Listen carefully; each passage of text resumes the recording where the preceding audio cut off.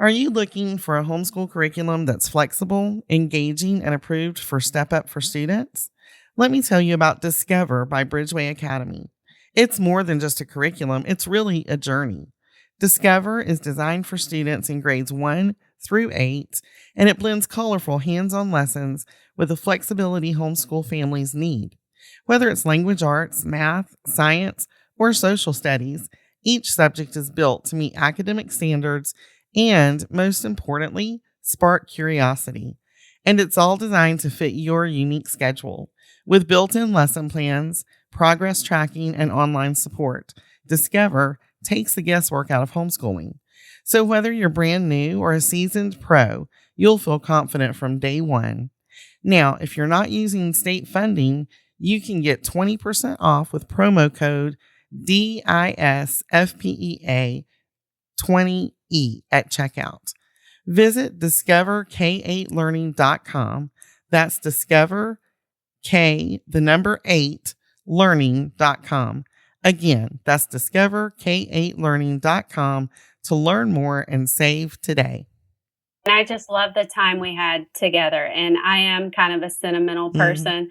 And I just could not see giving away those little years. I'm so grateful I was there for it. And it wasn't always easy. I worked part-time from home for a season as well while homeschooling, just to pay the bills and make ends meet. And I think it's important that we point out that homeschool isn't, just for the lucky or, a privilege. I mean, it's an honor we get to do it, but I think everyone has made sacrifices to be able to do it.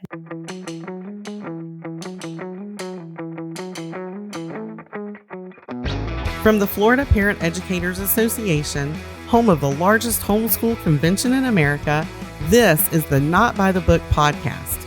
I'm your host, FPEA Chairman Suzanne Nunn, and together we will hear from guests who share their journey to who and where they are today. Each one of them at some point left the expected path, ripped the page out of the book that says you have to do it like this, and made their own way. I hope these conversations inspire you as much as they do me. Today I have a great conversation with Rebekah Lovell, homeschool mom, speaker, and new author. We talk about the blessings of growing up in small town, rural Georgia, and how she found herself on a journey to considering homeschooling. We also discuss what has inspired her to write and speak about the necessity of reclaiming boyhood and its launch day for her new book, Boyhood Resurrected, igniting a revival of daring and heroic boys. I know you'll enjoy her as much as I did. Listen in. I had a very happy childhood. It was a good time. I remember I loved the little miniature tea sets, and I had dolls, and grew up with a big yard and also out in the woods. So running around, playing outside. I did ballet lessons too. That was a big love of mine. So it was a good time. Some good years. Some adventure and some girliness going on there. Absolutely. Although I did have a tomboy phase, I played baseball and went fishing, but when it was time to be a girl, I was more than ready. That's great. So how many siblings did you have growing up? I have just one older sister, and she's 4 years older. Okay. And so what part of the country did you all grow up in? Southeast. So I grew up in South Georgia, about an hour from Savannah. So very small town, about 4 traffic lights. Yeah. And about 30 minutes. The biggest town closest was Statesboro. Okay. So small town girl. And, it's one of the things, I was in small towns growing up too. And one of the things that I found was I had a couple of really strong interests because that was about all the town supported. But, so I'm guessing you went to the local public schools, or did you That's right. homeschool? No, you were schools. Public school, yes. In fact, my parents were both teachers. And later when my mom got her master's, she became a principal. And my grandmother had been a teacher for over 30 years, and my aunts were teachers for a few years. So My sister and I actually did not become teachers, so it was a surprise. But, Well, yes, you now did. I am, I was gonna say, right? now you Right. did it in the best way, So right? So you were interested, you said, in ballet and other things growing up. So what did you like middle school, high school years? What took the majority of your time? Oh, that's a great question. Church was a very important activity. People say I was there every time the doors were open. So Hmm. I was blessed to grow up in the same church from birth until graduation, a small Baptist church. Knew everyone and they knew me. So I'd be there for Sunday services, worship services, youth events, Bible drill, the kids' plays, just everything. Everything. And then I did some sports as well, and then dance. As I got older, I got more serious about dance as well. Mm. So where did that take you out of high school then? What were your plans and your goals for you at graduation? So, yeah, my first year out of high school, I went on a dance scholarship to Grinnell University in North Georgia. So, it's a private all women's college. No offense to anyone who is a fan of Grinnell, but it was not for me. It was not, women's college was not for me. But I did really enjoy the dance aspect. But I Mm. quickly saw I did not want to make a career out of this, and I wasn't that great anyway, and so I had a good time and then decided I wanna do something else. So then I transferred to the university near where I grew up, Georgia Southern, Mm. and studied journalism for a while and then finally changed and stayed with public relations and marketing, and that's what my degree is in. That's exciting. Where did that Yeah. lead you?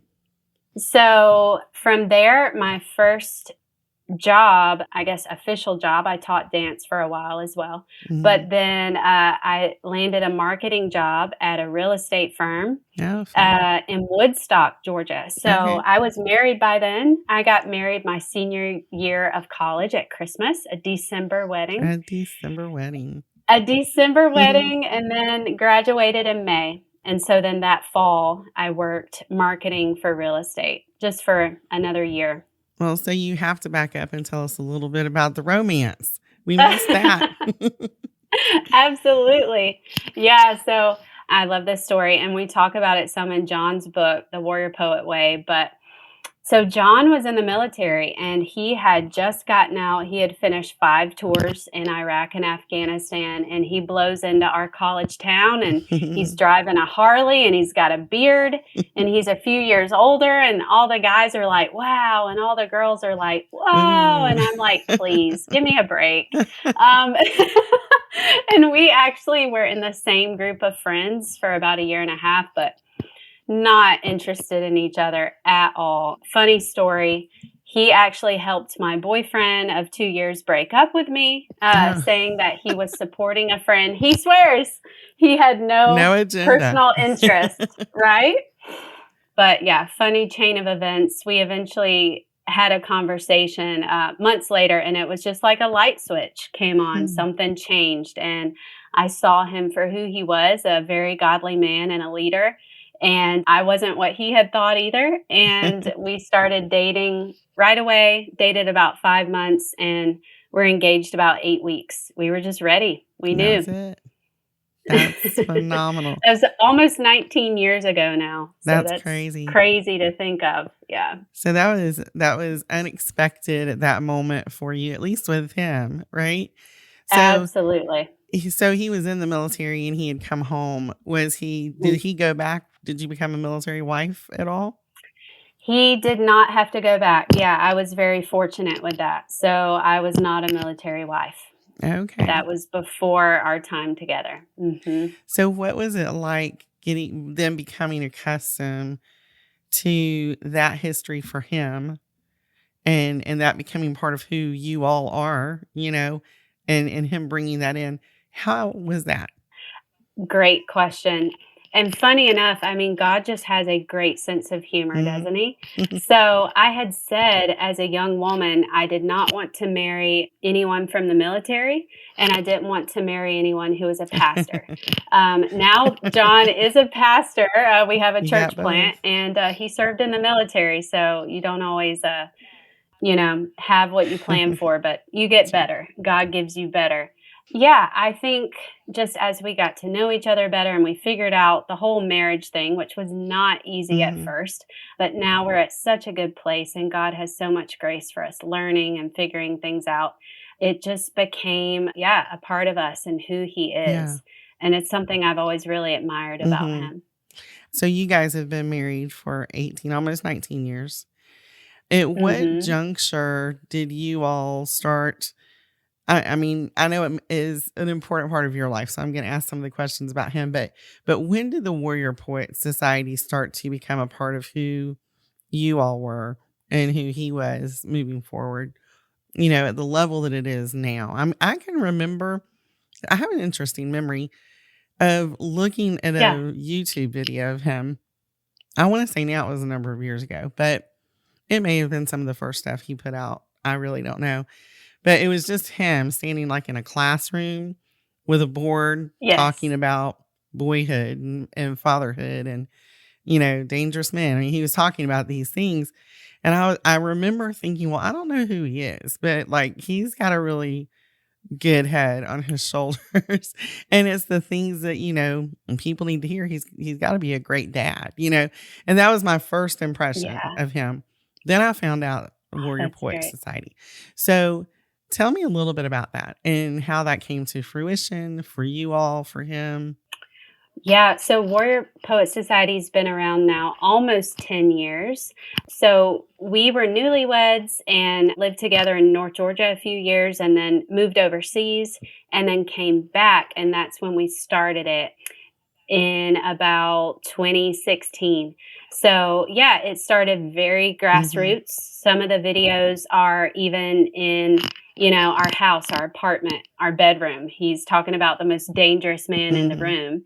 That may have been one you saw, and that's still one of his top grossing videos ever because just the thought process there is so Hmm. great. But yes, it was just a blessing because we were starting out and thinking, all right, well, maybe this could pay the bills for the first month. We'll just see how Hmm. this goes. And the kids were young, and he was traveling almost every weekend, teaching classes. He was out of town, and it just took off over time. And yeah, that was also before big tech had a lot of Yeah, yeah, censorship as yeah. well. But we got in a few years before that wave of censorship. But yeah, it's been a journey. What a And you said you were process. overseas. What were you doing? You Mm. were living overseas for a while? Yes, so we've always been passionate about students and student ministry. And so at our church in Woodstock, Georgia, we were teaching Sunday school, helping with the youth. And one day there was an announcement that there was a gap year, a study abroad, and they needed a couple to be the house parents. And I had actually done study abroad in Costa Rica where this Hmm. was. And so I love the idea. And I'm like, John, let's do just 1 year. Well, I couldn't believe it. We got approved. And so suddenly we're whisked away. We sell our car, we put our jobs on hold, we rent our house, and we go to be house parents at the student program called Gap Year in San Jose, Costa Okay. Rica. And we're living with about 30 teenagers. So maybe 15 guys, 15 girls. Most are 18. Some are a couple years older and they take a year Okay. between high school and college.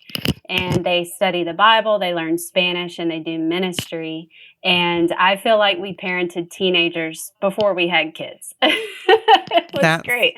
Our, yeah, and our kids were actually born there, so they're dual citizens. Both our boys are what you call Tico, Costa Rican. yeah.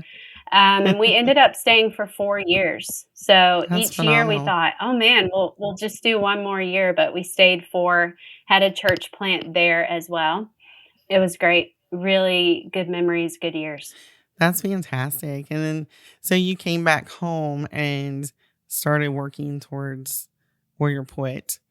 And that was something that really took off, I guess, because it was like one day it wasn't there, the next day it was all there for you guys. And Mhm. has become Mhm. I know he's like done great with it.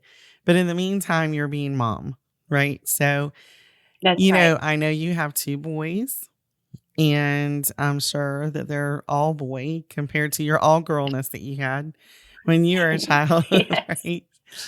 That's right. So, tell me a little bit about what it was like to be a mom. I mean, you're married to a man who was the warrior poet society walking around, right?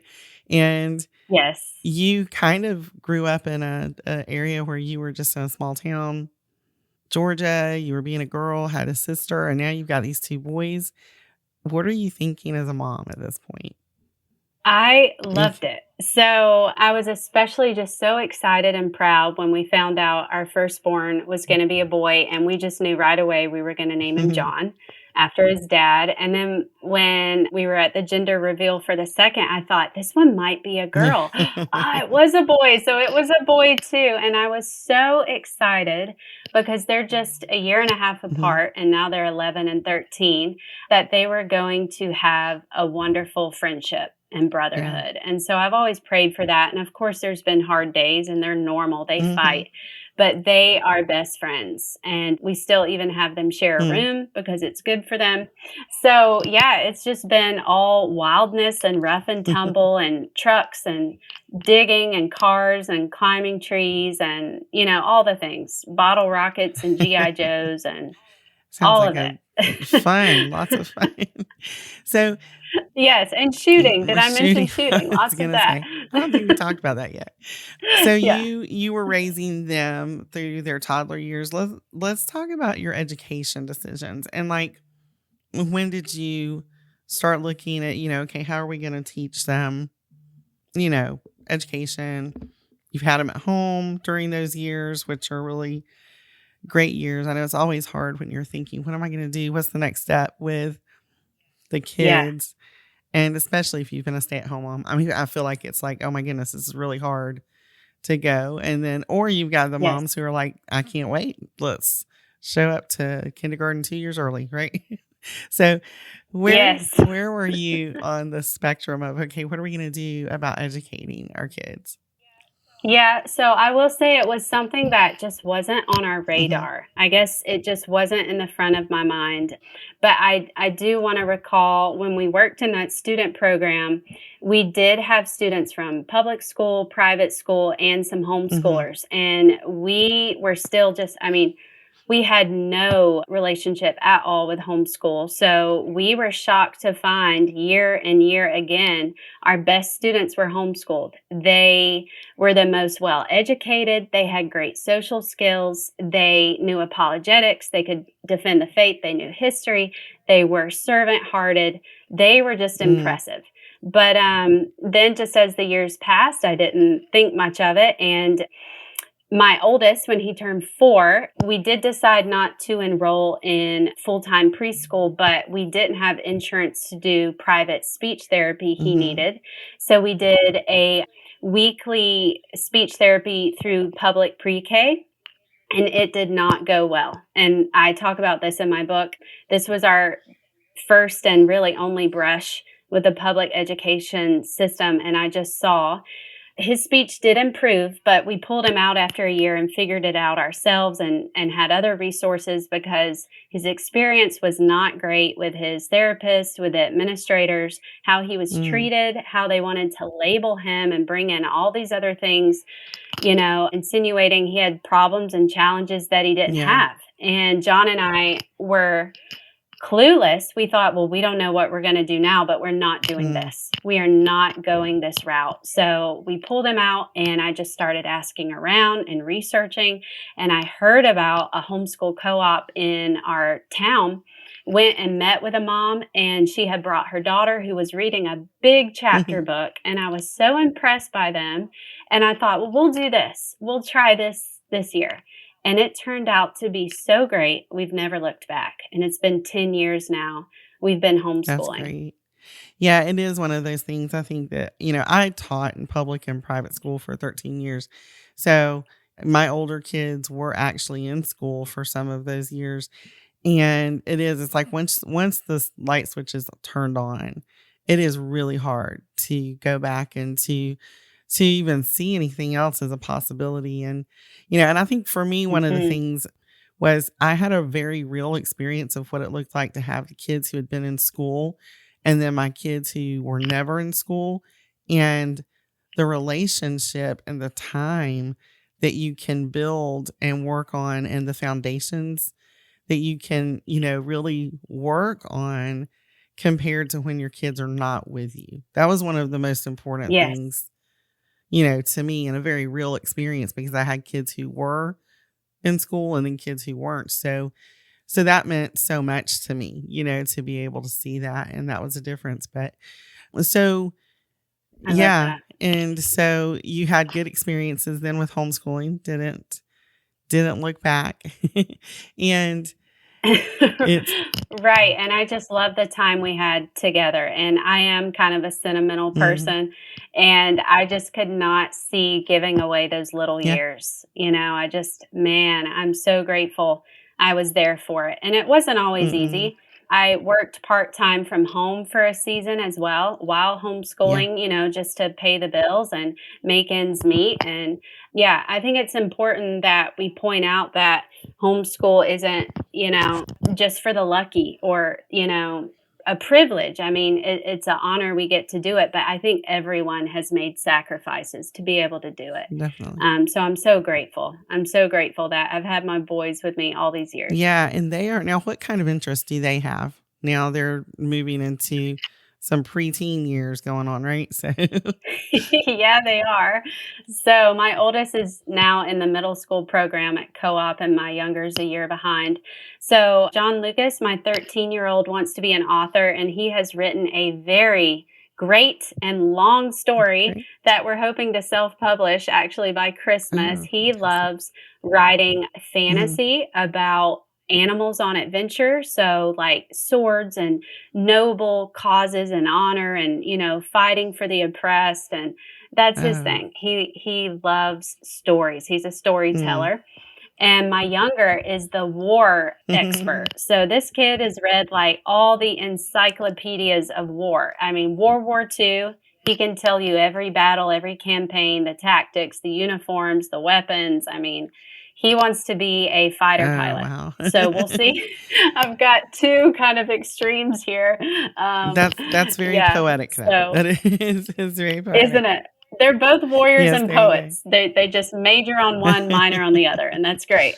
That's how it That's should how it be, should be. a mix of both. That is how it should be. I think so it was great for me when I met you guys and kind of started, seeing what it was like to have you at our convention and in the world of like, wow, there's so many other people out here doing this, right? This is like really the Yes. people who you start to like, these people get me. And these people, there's thousands Yes. and thousands of us. It's Yes. not just me, really. It's not just me. But, I was really excited to see that you were writing a book, and I'm going to say the name of the book because I want everybody to hear it, right? Sure. Boyhood Resurrected, Igniting a Revival of Daring and Heroic Boys. And I absolutely Yes. love the book, but I do want you to talk to me about your inspiration for this book just within you because I know you've got John doing his thing over there, but what ignited this book and what inspired it in you? Yeah, so that experience I mentioned with the year in the public pre-K, and just over the years, seeing what it was like for young kids, even like dropping off at church daycare or even at different co-ops. We've had good experiences, but some are very serious and formal, and they're just doing public school in a different Mhm. environment, and it's the same thing. And I just started to feel like my boys were at a disadvantage. There's just this almost feministic bend towards little boys being treated as, just totally opposite their needs, how they're wired. Like they have so much movement and energy. And I think it can be a very good thing when it's respectful and it's disciplined and it's in the right place at the right Mm-hmm. time. But these boys are getting this idea that how they're wired is wrong. And that just grieved me. And in my network of friends and family and community, I started to see and be around and hear stories of boys who are on meds and boys who just the light is out in their eyes, is what I call it. And boys who I used to know that were young and playful, and then they're in school for a few years and their spirit is just stifled. You know, they're in with the screens or they're in sports, but they're kind of just standing there. And I started to also pay attention that our culture as a whole wants to label all masculinity as toxic, and it's Yeah. not.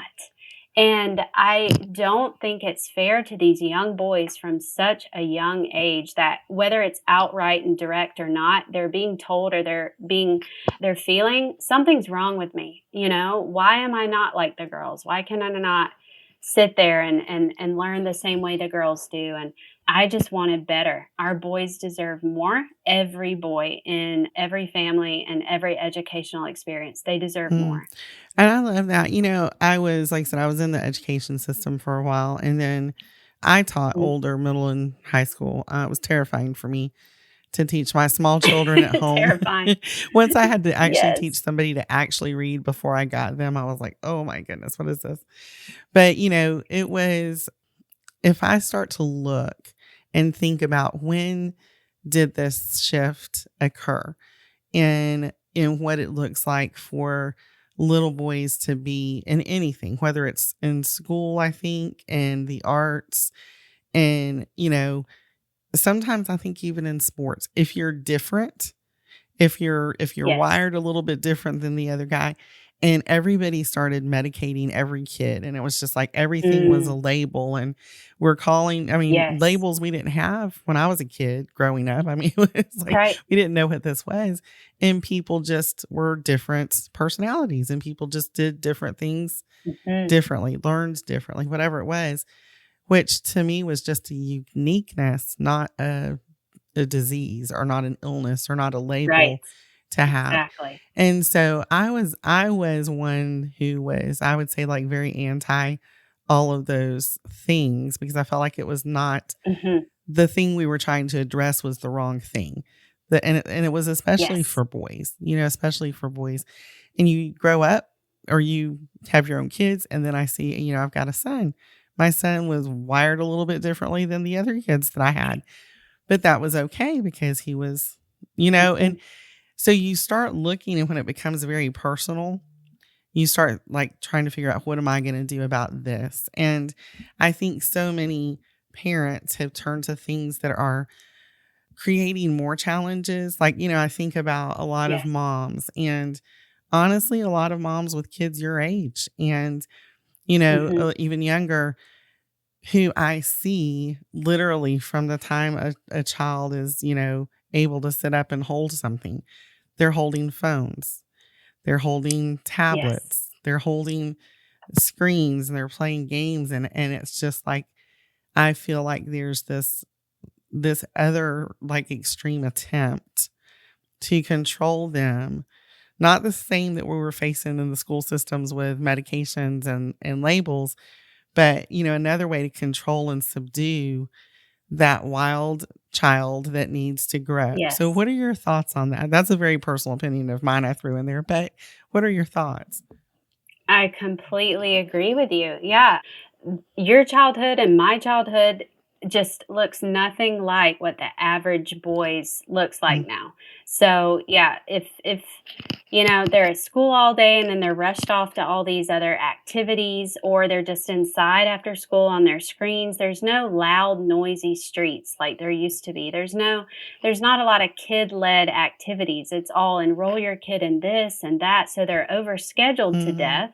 Or, like you said, they're sucked into the screens, and boys especially have that drive that they want to build, explore, conquer, be kings in their own domains. And a lot of times it comes out in video Yeah. games, and their drive is stifled by, man, I got to the next level and the highest score, and I got this cachet of treasure, and it just has no value or meaning in the real world. And suddenly, their childhood has passed, and then they're on a smartphone with gosh knows what's on there. Mhm. The internet is just the Wild Yeah. West. And before you know it, they've graduated and they're just, not living up to what they could have done. They're not reaching their full potential, and it's sad. It's heartbreaking. And we want to turn that Mm. around. We want to make time and space and room for kids to be kids. Let them be wild and run and have the extra time to just throw rocks and puddles and climb trees and ride their bike and, learn as they're ready and able Yeah. to, right? Not schedule them or, screen time them into Mhm. submission.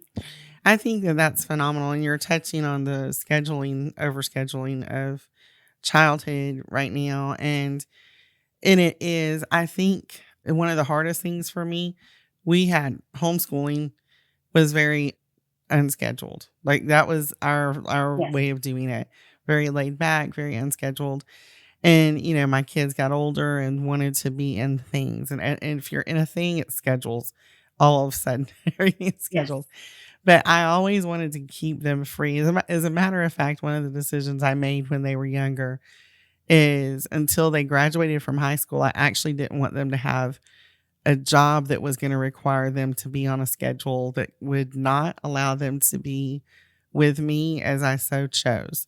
We traveled a lot. I wanted Mhm. them to travel with me, Yes. whatever. So all through high school, they did house sitting, pet sitting, things like that, where they earned their That's money, good. but they were not tied to Yeah. somebody else's schedule. So we could be very flexible. But, I just felt like I wanted to embrace every single moment of those years Mhm. that weren't going to be the adult out there. And I think because we didn't overschedule everything, and like I said, they had a schedule, Mhm. it was it was so freeing for us to have so much time to talk through the things that they Yes. did encounter as they started really being involved with a lot more, I would say schedule driven activities and Sure. evaluating what that looks like, evaluating priorities in our lives. And, I Mhm. think things that will impact their adulthood. I think one of the things it impacts is making sure your decisions are giving you freedom and flexibility It's in your good. own life, right? So, you talk about when you're raising these boys that they need time to fight dragons, they need time to build forts, they need time to do. You don't have that flexibility when they don't have time for that, That's right? right. So those are the children. What do you suggest for the moms who have kids that are going into that next age and that next phase of, now we want to do a little bit more. We're teenagers, we're in high school, there's a little bit more going on. What do you Right. suggest at that point? Because you can reclaim the childhood, but childhood doesn't end when they turn 13, right? So how Right. do you evaluate that for us? Well, my oldest is 13 now, and so we're starting to see that transition. So we do have a bigger jump in his schoolwork. He has a co op weekly, and we have to do a good bit of Yeah. work each week between the meeting day. But, like just today, for instance, before this call, he had completed what he needed to get done for the day. And then I go out on the front porch and I hear him, but I cannot see him. And I look over in a tree. He's at least 30 feet up. I mean, this is a big tree. And so he's still made time to be out and explore. And he and his brother are still working on a fort that they're, chopping wood with hatchets. But we're in one sport, Mhm. we really try to steward our commitments and we're very involved in church. So we make the priorities so that he's still doing things he's very interested Mhm. in, but he's got margin. Also, there's a lot of chores in Yeah. there because, as they get older and stronger and more capable, they need to be able to serve more as Mhm. well. I love that. And so tell us what your favorite part of your book is. Oh, that's a great question. Wow. I don't know that I've thought of that one yet. Hmm. We can take a second. Well, I'll just say one of the favorite parts that comes to mind is when I talk about Mhm. reading. And so we kind of just fell into a family culture of reading. John, especially, has been so great at night, leading the way, reading out loud to the boys since they were Mm-hmm. toddlers. So I would read out loud to them plenty during the day, and then they would get it at night from dad. And so we've always made reading a big deal. We love going to used Mm. bookstores. We're fanatic about it. We collect books from Oh, that's Goodwill. I mean, we're hysterical. always putting in more Yes. bookshelves. Our contractor just laughs at us when we call him. We're like, Shane, we need more shelves. It's a matter of time. So we're all about books and reading. And yeah, I've got something in there too called the Outdoor Reading Mm-hmm. Club we came up with. And you can log on the website for free, download a club reading log. And it's just a way to keep track of reading that you've done out loud to your younger kids or your older kids are doing outside on their Mm-hmm. own, and then come up with a family prize and then celebrate. So my boys are competing in this, and we've even hosted a few book clubs at our house, and then the kids all play outside. It's That's great. so I love So that. reading and being It's funny outside. that you Yeah. mentioned too the used bookstores. We have frequented used bookstores. I thought like nobody else could. So, and books Yes, everywhere. I can totally track with you on that one because it's like you can't have enough books. You can't read I enough. know. Yeah, I'm sitting by several stacks right here. I'm surrounded by stacks. Yeah. That's phenomenal. So you have the outdoor reading club. What else do you Mhm. think is particularly powerful that you have to share with moms in an encouraging, you know, in an encouraging way? What is do you have a motto? Do you have like, a verse or something that is always, or, this is what I want to say to you, to a mom? Yeah. Well, I'd say to all moms of sons and daughters just to be encouraged to be brave, to stand up for and advocate for your child in whatever season they're in, whatever educational environment you're in.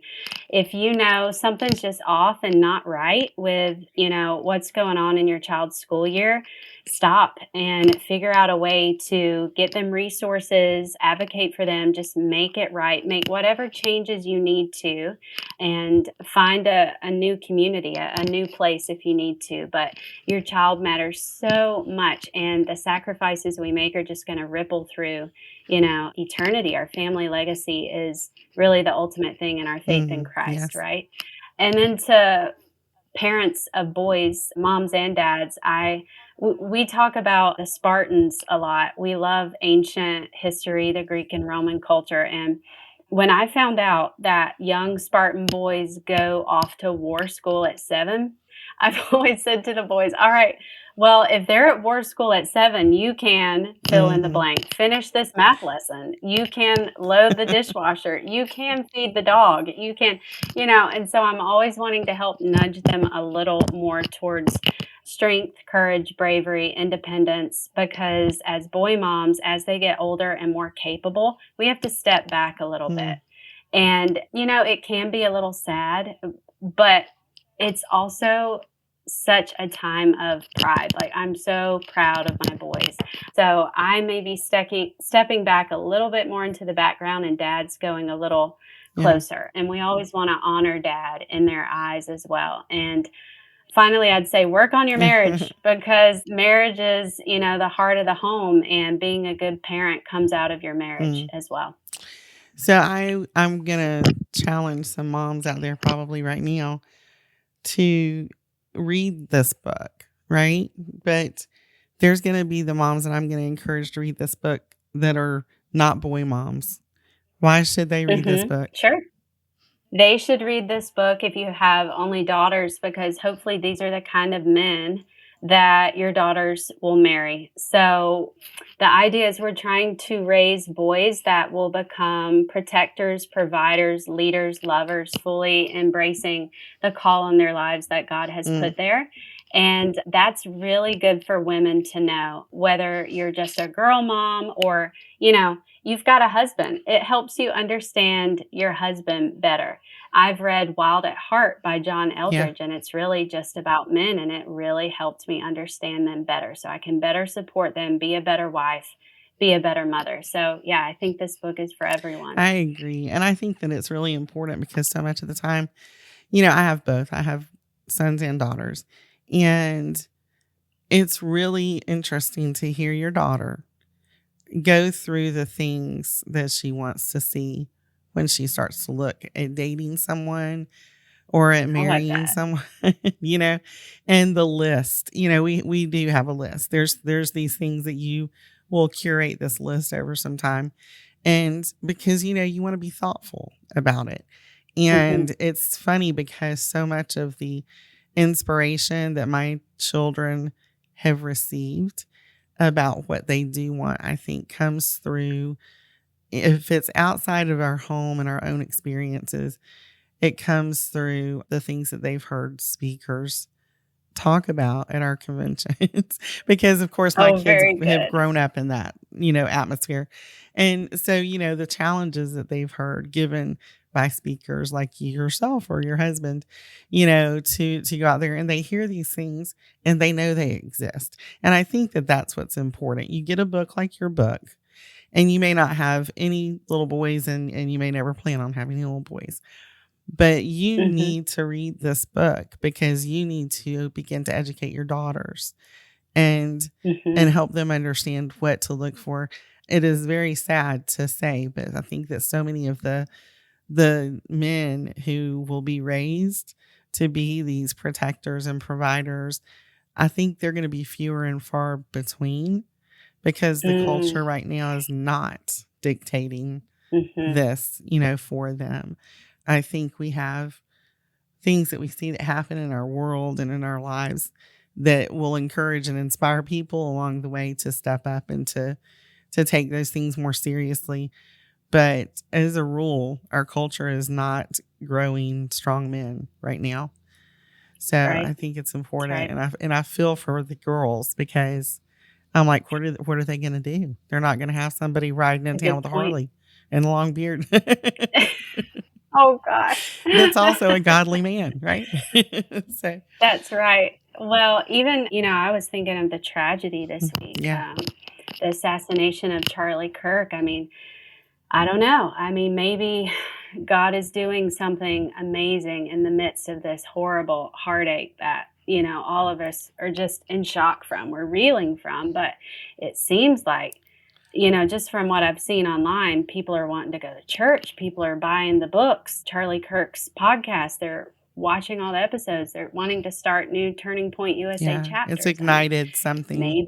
maybe something is changing for the better, and I hope it Hmm. sticks. I pray it sticks. Yeah, Yeah, I do too. And he was an example of exactly what we're talking about. Someone who was bold in their absolutely. faith and their, patriotism and stood up for what they believed in and did it in a way Such a that was hero. encouraging to others, and supporting others. But I appreciate your book. I can't wait to read it. I don't even have small children anymore. Thank I'm looking you. forward to it.